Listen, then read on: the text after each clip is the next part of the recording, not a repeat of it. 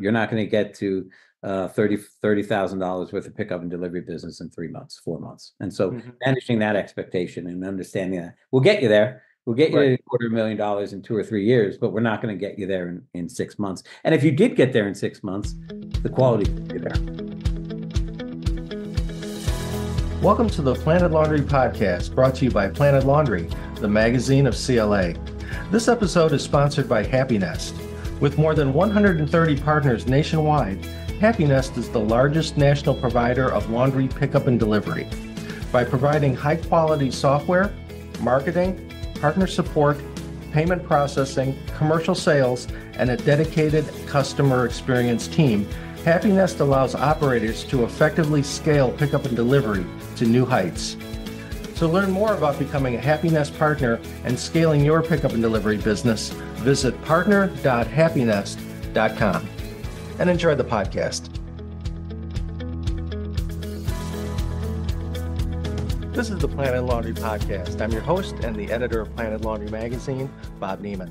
Today I'm with John MacKrell, the founder and CEO of HappyNest, which is a national laundry pickup and delivery service headquartered in East Greenwich, Rhode Island. HappyNest currently has 130 laundromat partners serving 35 states. John, thanks for being here today to kind of share the HappyNest story with us. Sure. No, I appreciate the time, Bob. Thank you. I think I know some of the backstory. I know that you originally started in the banking industry. Yep. And, I think you probably bought your first store maybe about 20 years ago. Through the years, you had purchased some more stores and eventually found your way into residential pickup and deliveries. That's right. So it's been very much an evolution and not a revolution by any means. I was a multi-store owner, and I had 6 stores in and about Rhode Island, Massachusetts. And like all laundromat owners, I was always looking for more revenue, and we had excess capacity in our stores. So we actually started our own pickup and delivery business probably 8-10 years ago. There wasn't any software packages out there at the time. So what started with a lot of Google Sheets and sticky notes eventually evolved. We grew that business from nothing to essentially 1,500 pickups a month, which was about $12,000 a month in revenue, and it was great. It was a great add-on business to our big stores, and it allowed us to double our revenue per square foot. After that, we actually evolved, and other laundromat owners came to us and said, "Hey, your software package is pretty good. Can we use that?" And we started licensing the software to them, and that was called Springboard at the time. We did that for a couple of years, but the problem we saw there was that a lot of owners, while they're good at the laundry pickup and the production side, they had trouble scaling their individual business. They had trouble with the marketing and the customer service and so forth. So we actually then pivoted to HappyNest, which is what we're using today, working with today. And HappyNest is basically a revenue share model where we take on the responsibilities of the marketing, the branding, all the technology, and all the customer service, and our laundromat partners take care of the pickup, the delivery, and the production of laundry. All right. Okay. So it's been a very busy, I guess, 10 years probably at least, as far as the changing, going from Springboard and that evolution and I guess meeting those needs. Correct. Yes, that's right. Yeah. We're always trying to look at what's best for our partners and how can we help them to scale their business as well. Well, what type of feedback do you get? Again, you're in 35 states. Any stories or anecdotes from end users, be they business clients or laundry customers, or maybe your laundromat partners? Any feedback that you're getting that's interesting? Yeah, we're starting to hit our stride now. So we have about 7,000 reviews on Trustpilot. And so most of those reviews, obviously overwhelming, are positive. We have about 4.5-star rating. But every once in a while, some of those reviews stand out as far as what someone is looking for and why we've been very helpful to them. Anywhere from a review saying, "Well, now if you walk the dog, clean the kitchen, and put the laundry away, HappyNest would fill all our needs."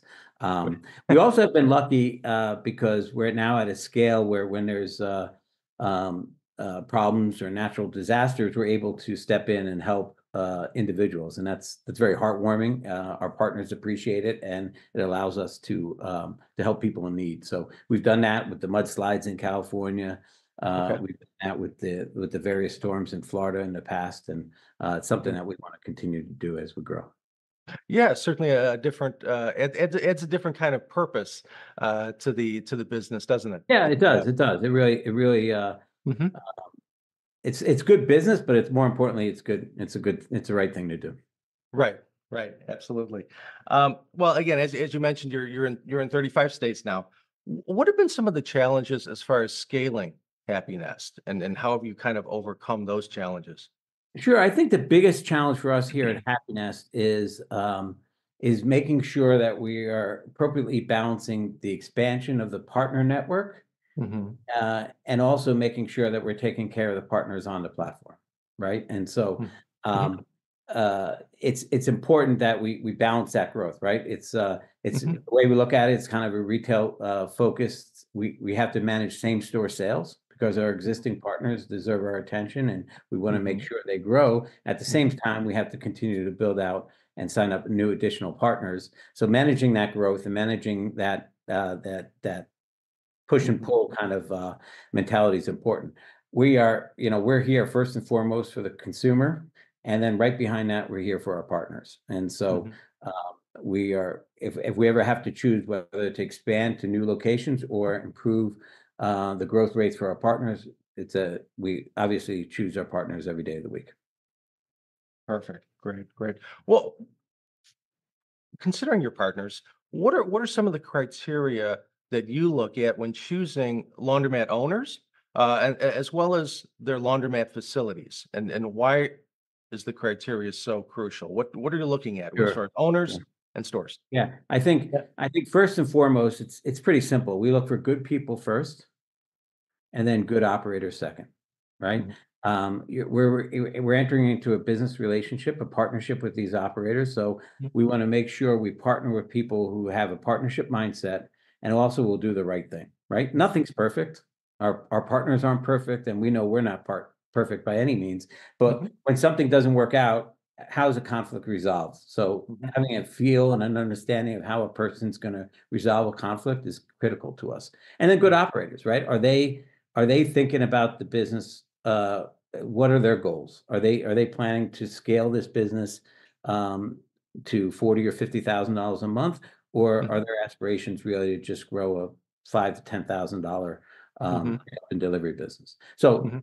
so having those conversations up front, Yeah. really getting to understand the um, the desires and the wants of the partners. There's nothing wrong with either one of them, Mhm. but if your desire to grow to $5,000 to $10,000 a month in pickup and delivery, you Mhm. could probably do that on your own, and it would be a frustrating relationship to us because our partners, we want them to scale much larger than that. Yeah. Um, and so that's good. And one thing you didn't Mhm. mention is Mhm. experience, right? Yeah, We absolutely. think experience is important, but general business experience, organizational skills, that's far more important than we don't necessarily need someone who's been in the industry for 10 years. Mhm. Some of our best partners have just joined the industry. They don't have any preconditions of how things should be. Yeah. And it's turned into a great relationship with them and very financially rewarding for both of us. Yeah. Yeah. Perfect. So And good as far people as and good operators. Those are the two things that we look for in that yeah. order. Yeah. And as far as the facilities themselves, do they come into play? Sure. Yeah. I mean, obviously, Size and yeah. So what we want to do is um, we don't need you don't need to have 6,000 square feet a laundromat space. Some Mhm. of our partners have 2,500, 3,000, 3,500. Those are all perfectly fine for Mhm. what we do. We have Mhm. partners that have 3,000 square foot laundromat and are doing $50,000, $60,000 Mhm. of pickup and delivery a month. So it's just Right. about organizing and using your machines, and taking advantage of the excess capacity. They're doing most of their laundry off hours. Um, Mhm. and then on the flip side, you don't need to be in the industry for 30 years. You don't need to be the best laundromat owner in the world. All that stuff is very teachable. We have a great community of operators, and our operators are more than willing to help new operators get up to speed. and we have an advisory board, and we change that out every year, and so we've developed a nice community of HappyNest partners. And then the other thing for us is important. Every time we add a new partner, we have to decide whether that partner is going to add and improve the partnership, or would that partner dilute the partnership. And we have an obligation to our existing partners to never dilute the partnership. And so, the bar has gotten higher and higher over time, but it's good. It's good. And, we take our relationships very seriously. What is the process of becoming a HappyNest partner? Yeah, no, that's great. On the back of our website, you have to have a laundromat, right? You have to be in the laundromat business. We don't partner with folks who want to do it in their house or want to do it in someone else's store. We think those operational risks are just too great for what we're trying to do. So you have to be a laundromat owner or buying a store within the next 30 days. You can go to our website. We have a partnership link. You fill out a couple of key points, and then you have a conversation with one of our recruiters. This is a recruiting exercise, right? We want to make sure it's a good fit for it. We have nothing to sell. We're not selling anything. We're just trying to get to know your motivations and the benefits of what you want to do and where you want to do it, and make sure your expectations are clear on both sides. And then what we go forward is that we have we might have you speak to one or two partners so that you understand what they're going through and how they were successful in doing it. And if you come back and you're still interested, and we're interested, we move forward, and we have a partnership agreement that's pretty short, pretty straightforward, and then we get going, and we can get someone launched from once they sign the partnership agreement to launch. It could be about 2 weeks. And, wow, that's quick. Okay. So we have a whole onboarding team, so that gets people up and running pretty quickly. Yeah. Well, I mean, obviously the HappyNest business model is a rather unique one in the laundry industry. What are some of the advantages of that model for your laundromat owner partners? Yeah, so it is unique, right? It's a revenue share model. And I think what we like to look at is if there's a lot of different models out there, a lot of successful models out there, really, where there's a SaaS model where they give you the software and you're off and running, and you go and do everything yourself, which has pros and cons. And our model, our belief is that we want to partner with laundromat owners who really want to scale. Okay, our top 10 partners are doing over $75,000 a month. Our top 100 partners are doing just about $24,000 a month. So these are people who are serious about the pickup and delivery business. And what is unique about our business is that we use our balance sheet, we use our capital to grow the market. Okay, so if Bob, you're the partner in Chicago and you're starting off, we are providing all the Google AdWords, all the marketing, all the branding to you, not to you, but we're marketing the area to acquire the customers.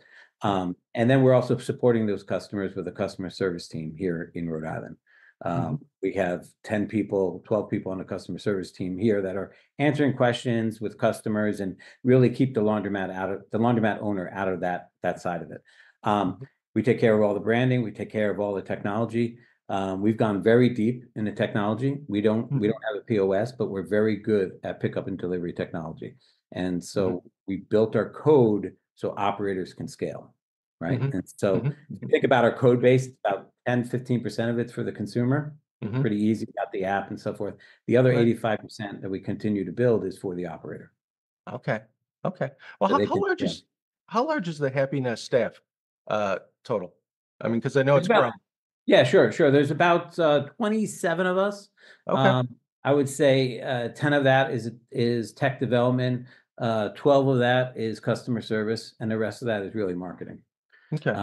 And so it's a pretty simple business model. We have folks that really focus on what we need to do for the partners, and that's and grow the business. So that's kind of how it breaks down. It's like a third technology, a third customer service, and a third marketing and branding. Okay.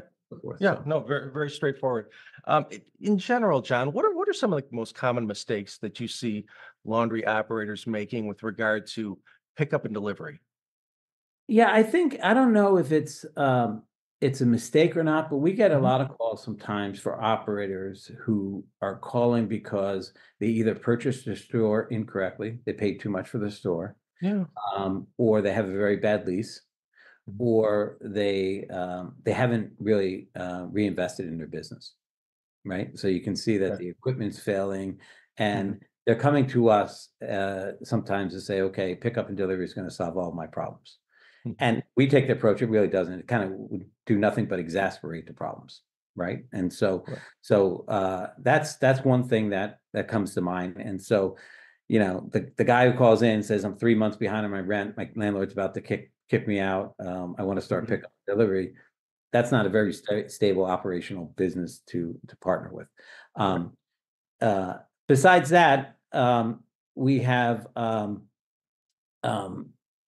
the other thing that we have is managing expectations, and it's very key for us to make sure that manage expectations. We can grow an operator if you have the right density and the right demographics, and you're in the right marketplace.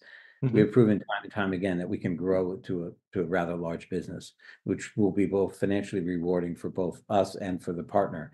But those expectations, it doesn't happen overnight, right? This is not, you're not going to get to $30,000 worth of pickup and delivery business in 3 months, 4 months. And so managing that expectation and understanding that we'll get you there. We'll get you $250,000 in 2 or 3 years, but we're not going to get you there in 6 months. And if you did get there in 6 months, the quality will be there, right? And so it's all about usage, it's all about retention, and it's all about giving a value prop to a consumer so that they keep coming back over and over again. Right. It's all about that balance, isn't it? Yeah, it is. It is. It really is.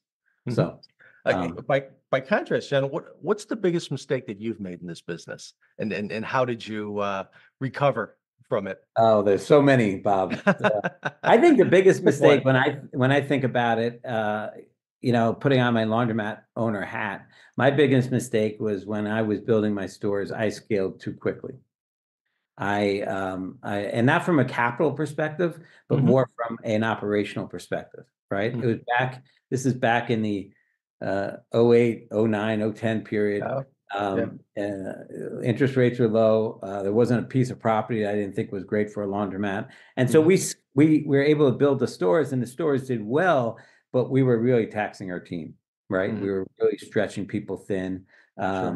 We weren't training our staff correctly. And I think it was my father-in-law who told me, well, you got a problem. The first thing you got to realize if you're digging yourself a hole is you got to stop digging.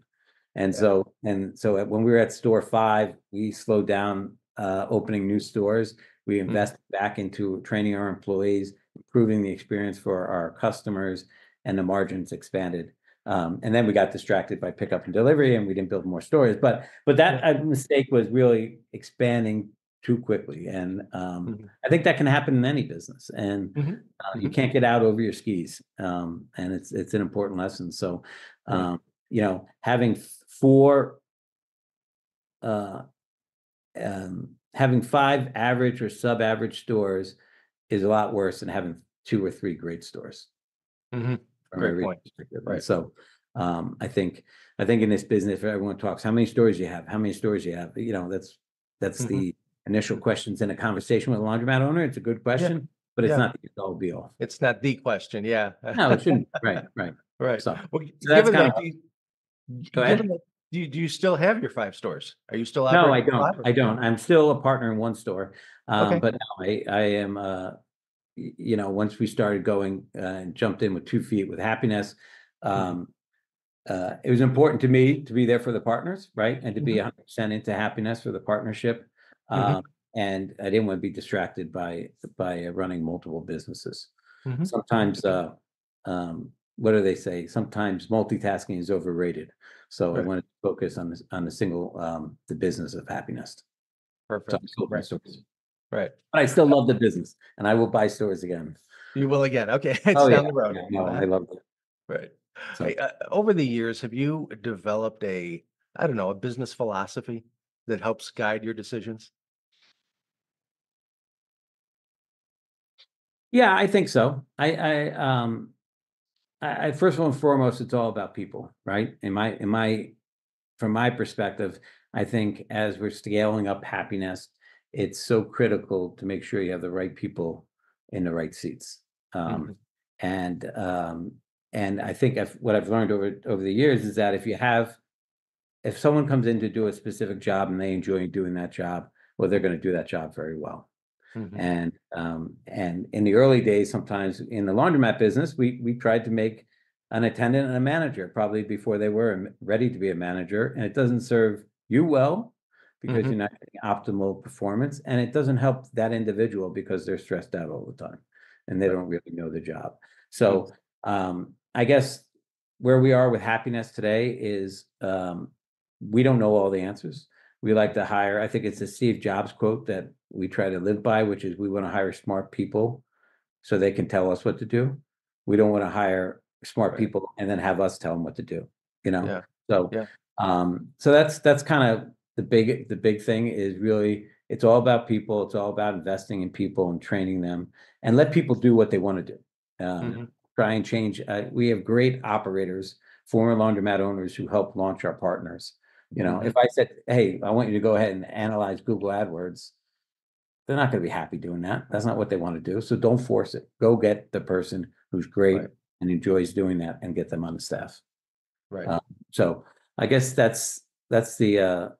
I mean, it just comes down to people and personal relationships. No, perfect. One other thing. Oh, yeah. And I guess I preach this all the time. Perfection is the enemy of good. And so what we want to do what we want to do here is we want to do a lot of things very well. But if you go ahead and do something and it gets done and it's absolutely perfect, from our perspective and our senior team perspective, is you spent too much time on it. So it's get something to where it's very good and move on to the next task. You know, and so we try to live by that here.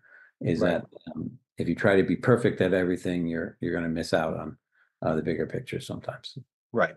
Be effective and get things out the door, but don't sweat the details sometimes so much. Yeah. Well, it has to be very good, right? You can't put out crap product. That's not far away from perfection. You really have to put out product, but it doesn't have to be perfect. There's diminishing returns to every exercise, and it's important to recognize where they are. Yeah, absolutely.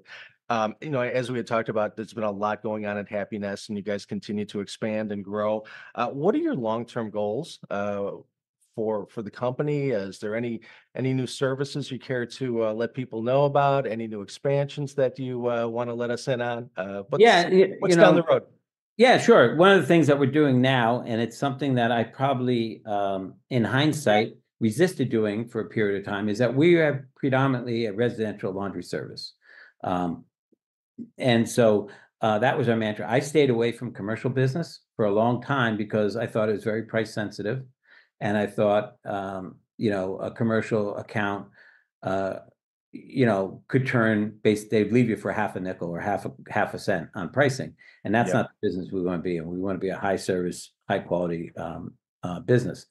But based upon pushback from some of our advisory board members and so forth, and now that we have this great network of operators, I'm realizing that there's some great commercial business out there. And so we're going after it with a vengeance. We're actually hiring, we've started hiring some SDRs to help us grow the commercial side of the business. The partners like that business. And we're not going to go after the very price sensitive stuff. We're going to focus on specific growth vectors that will work for us. And what we're also realizing, and sometimes it's better to be lucky than good, but our network is very powerful. And a lot of national brands are coming to us and saying, look, we have 40 locations in 17 states. They all have laundry needs.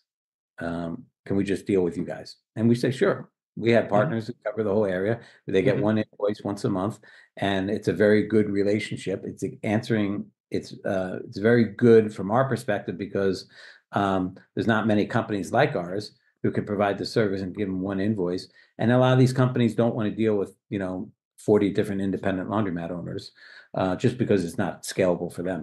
And so, like, for example, we signed Wayfair. We're doing all the warehouses for Wayfair across the country. Oh, wow.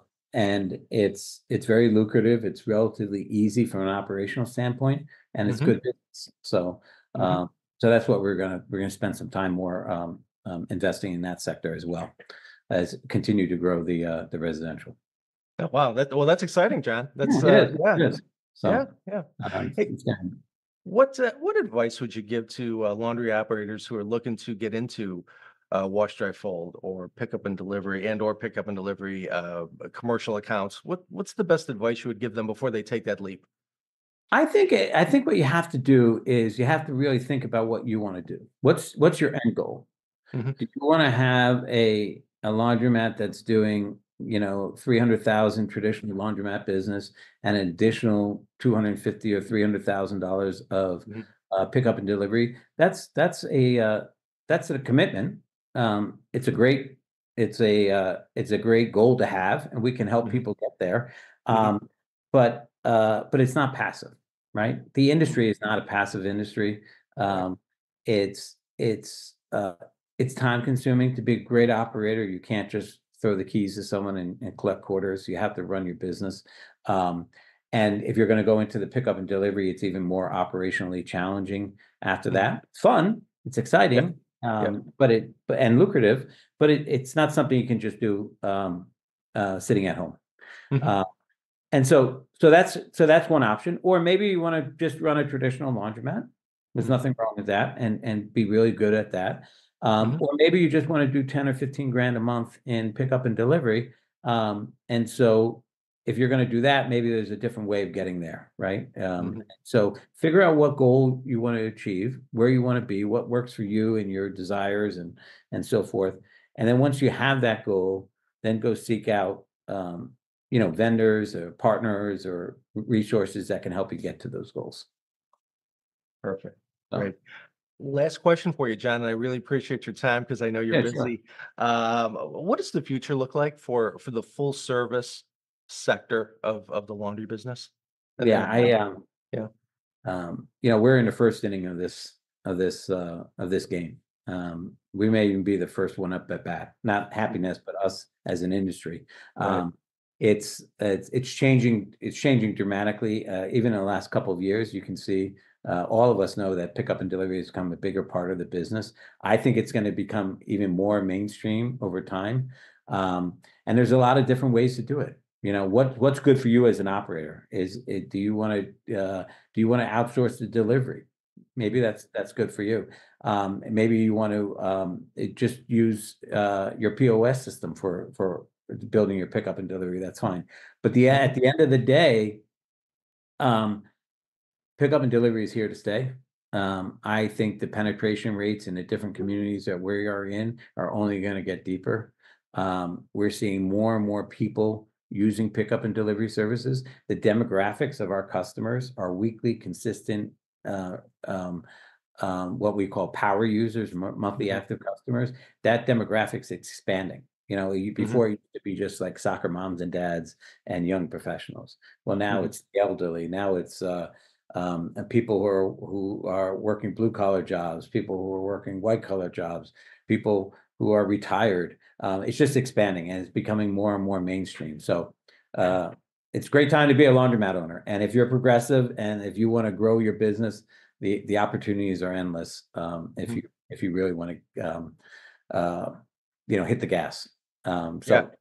I'd recommend the industry to anyone. And Mhm. there's a lot of different paths, right? You can do a lot of different things based upon your desires. So I think it's an Mhm. awesome time to be in the industry. Yeah, no, it is a great time. John, that was everything I had. Is there anything I didn't ask? Anything you want to get out there about the happiness journey, full service laundry, wash, dry, anything I didn't ask that No, no, not necessarily. I would I huh? would I would encourage any of your listeners, if they're interested in pickup and delivery, Yeah. to do their research. We're here. We're not salespeople. As I mentioned earlier, we recruit partners. So we'd be more than willing to talk to anyone, and and that doesn't mean we're going to put a heavy sell on you or anything like that. But do your research. Mhm. There's a lot of great operators in this business, and Mhm. I guess there's a lot of free information out there. If you just give someone a call and say, "Hey, Mhm. you got a few minutes? I'd love to talk about you, about your journey, what went well, what didn't do." There's, Right. I'm overwhelmed by every time I go to one of your conventions or a different show and stuff, Right. how thoughtful and how welcoming the laundromat community is to new people and new owners and new operators. So Sure. Yeah. just keep asking questions and getting Mhm. different points of view, and then figure out what you want to do and go forward from there. So. Yep. Let's leave it right there. Hey, John, thank you so much. I appreciate the time. I always learn something when we talk. Yeah, it's been a pleasure. Great. Thanks for your time. I appreciate it, Bob. Yeah, absolutely. Thanks, John. Thanks for joining us on our podcast today. If you haven't done so already, please be sure to subscribe to Planet Laundry at planetlaundry.com. And don't forget to follow us on social media at Facebook, Twitter, LinkedIn, and YouTube.